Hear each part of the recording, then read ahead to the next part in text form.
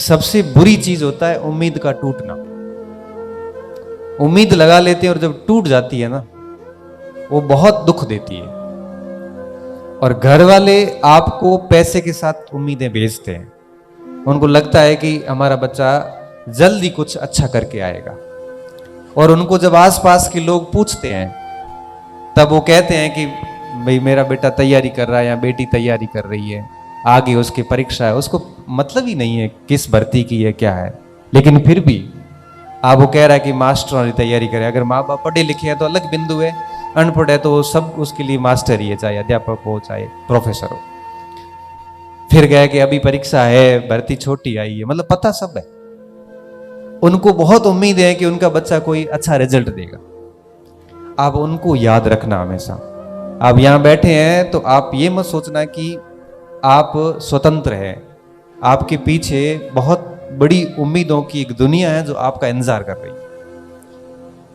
आप ये सोचना कि आप यहां पे आए किस लिए। जब भी कोई समय खराब करने का आपसे काम हो जाए तब आप खुद से प्रश्न करना कि हम सच में इस यहां पे क्या करने आए।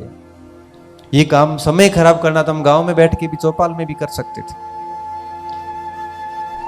और ये सोचने के बाद आप केवल दिमाग में एक ही बात रखिए कि अपना काम सिर्फ पढ़ना है और इसके अलावा कुछ नहीं करना। और सब दिन समान नहीं होते, ये सुख और दुख दोनों एक साइकिल है।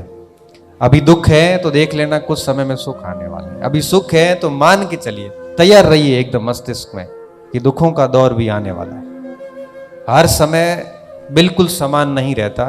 आपके पास अवसर है, आपके पास ऊर्जा है, आपके पास क्षमता है, आपके पास में प्रॉपर तरीके से सामग्री है, आपके पास में सब चीजें हैं। जरूरत इस बात की है कि आप अपने आप को कितना खपाते हो।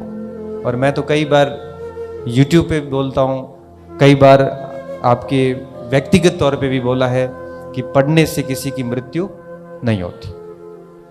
आप 15 घंटे भी पढ़ लोगे तब भी आपकी मौत नहीं होगी। जब आपको पता है कि मौत नहीं होनी है तो फिर ढंग से पढ़ो। फिर ये पढ़ने के 2-2 4-4 घंटे के नाटक क्यों करने। पढ़ना है तो पूर्ण मन से पढ़ा जाए और ढंग से पढ़ा जाए। मैं तो कई बार ये बताता हूँ, कोशिश करता हूँ कि बच्चों को रिवीजन करना भी नहीं आता कि रिवीजन कैसे करना है, उसका अभ्यास कैसे करना है। एक चीज पढ़ते हैं आगे पीछे भूल जाते हैं, उसका क्या करना है। ये ऐसी समस्याएं इसलिए आती है कि हम सच में निरंतर 1 साल 6 महीने 7 महीने पढ़ते नहीं हैं।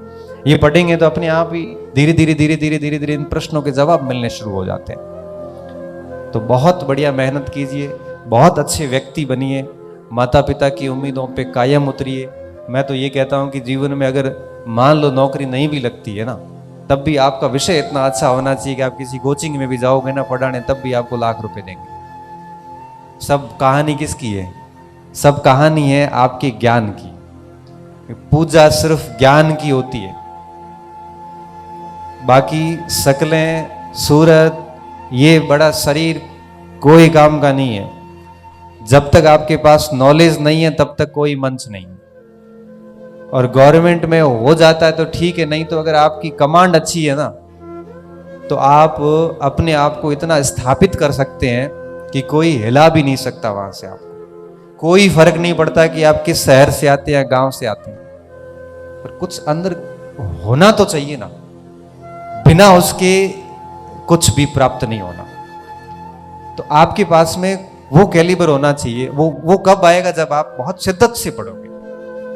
और ये पढ़ाई किसी के साथ भेदभाव नहीं करती, व्यक्ति करता है कि व्यक्ति भेदभाव कर लेता है कि जाति के आधार पे कर लेता है, कि धर्म के आधार पे कर लेता है, कि रंग के आधार पे कर लेता है, वर्ग के आधार पे कर लेता है। लेकिन शिक्षा एक ऐसा साध्य है जो कभी किसी के साथ भेदभाव नहीं करता। 3 घंटे आप पढ़ोगे, 3 घंटे मैं पढ़ूंगा, बराबर चीजें बात में बैठेगी। ये किसी के साथ भेदभाव नहीं करता।